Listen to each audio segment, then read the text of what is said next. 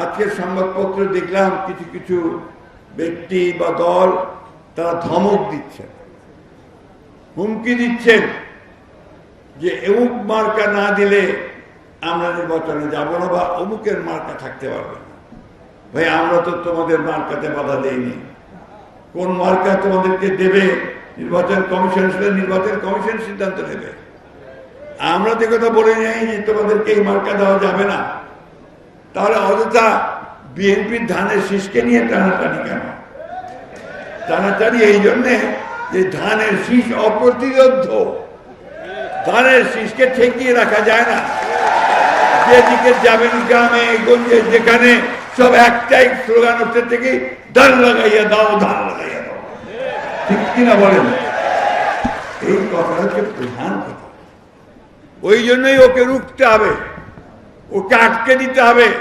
কারণ ধানের শীষ এসে গেলে ওই যে বাংলাদেশের শত্রুরা আছে, সেই শত্রুরা তাদের সমস্ত কনস্পিরেসি চক্রান্ত থেকে পরাজিত হয়ে চলে যেতে বাধ্য হয়।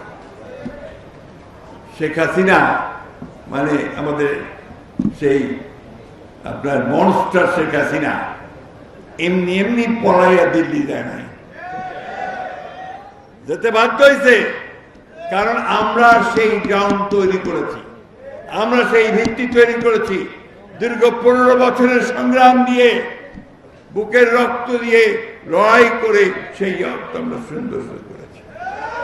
সুতরাং কেউ যদি আমাদেরকে প্রশ্ন করে, কোশ্চেন করে, এই কথা খুব স্পষ্ট করে বলতে পারবেন, জোর গলায় বলবেন, গণতন্ত্র আমরা এনেছি, সংস্কার আমরা এনেছি, এই গণতন্ত্রকে প্রতিষ্ঠিত করব আমরাই, এবং এর জন্যে প্রয়োজন হলে আবারও বুকের রক্ত দিয়ে আমরা গণতন্ত্রকে রক্ষা করব।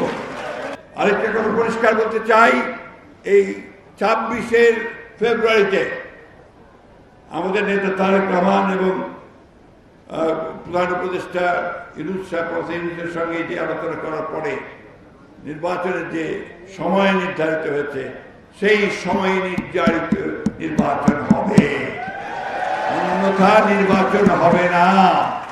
অর্থাৎ নির্বাচন তখনই হতে হবে। 1, 2, আমলাতন্ত্রকে কোন একটি নির্দিষ্ট দলের পকেটে নেওয়ার চেষ্টা করা হচ্ছে, এটাকে আমরা কোনো মতেই বরদাস্ত করব না। সম্পূর্ণ নিরপেক্ষ আমলাতন্ত্র থাকতে হবে, সরকার থাকতে হবে নির্বাচনের সময়।